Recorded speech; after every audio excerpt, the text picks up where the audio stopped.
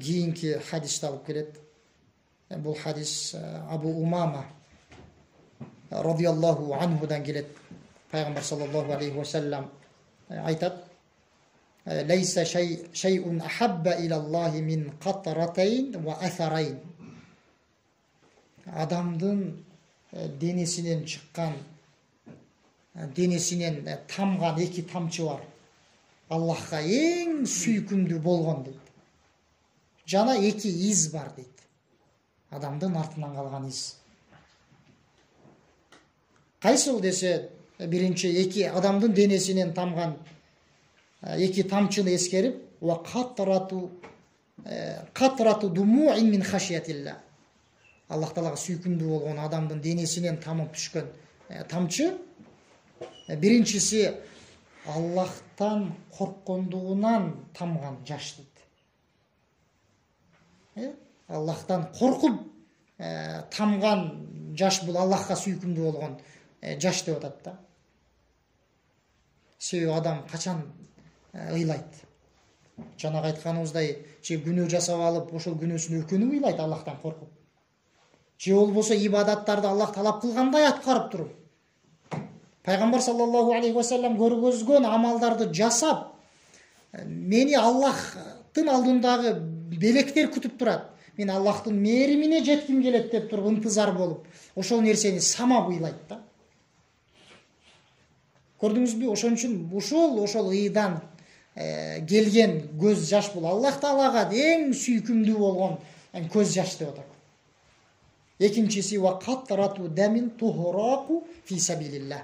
Аллахтын жолунда казатта жаракат алган учурда тамган кан деди да, бир тамчы. Аллах Таала эң сүйкүмдүү деди. Ал эми эки из деди. Фа'атарун фи сабилилlah. Аллахтын жолунда калган, Аллахтын жолунда жүрүп артта калган издер деди. Ар түрдүү болушу мүмкүн. Денесине жеткен кыйынчылыктар болушу мүмкүн. Же болбосо дагы башка артында калган кыйынчылыктары. Бул абалда Аллах субханаху ва таалага эң эле сүйкүмдүү болгон абал нерсе деп атат. Жана Аллахтын парыздарынан болгон бир парызды аткарып калган из дейт. Мешитке каттап барат, артында изи калат, алымдар айткандай. Же орозо тутат, орозодон калган ачкачылык калат. Ач болду орозо туткан күнү. Мунусу дагы артында калган изи. Же дагы башка кандай амал болбосун. Же Аллах Таалага кулчулук кылып жүрүп кандай кыйынчылыктарга кабылды. Денеси ооруга чалдыкты. Ушинтип анын артында ушундай бир абалдар, издер калды. Бул издер дагы Аллах субханаху ва таалага эң сүйкүмдүү деп Пайгамбар саллаллаху алейхи ва саллям айтып атат.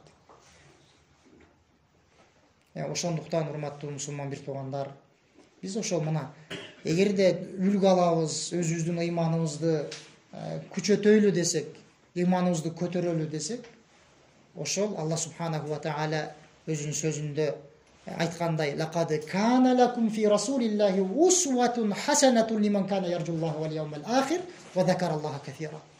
Аллахты эстеген адам үчүн, жана ахирет күндү каалаган адам үчүн пайгамбарда эң сонун үлгүлөр бар деди го.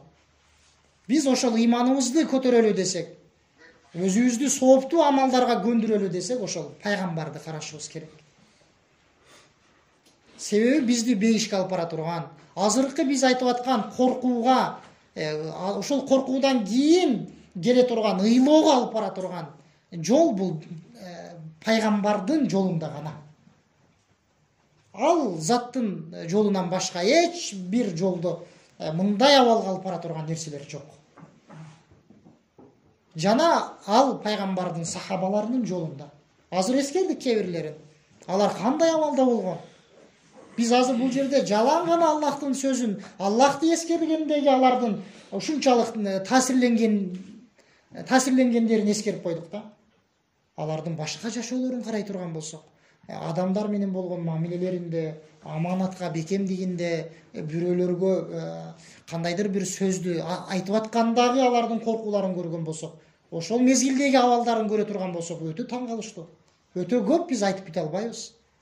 Биз кээ бир гана сахабалардын Аллахты эскергенде, Аллахтын сөзү окулганда алардын абалы кандай болгон, коркуусу кандай болгон, ошол гана нерселерди эскердик.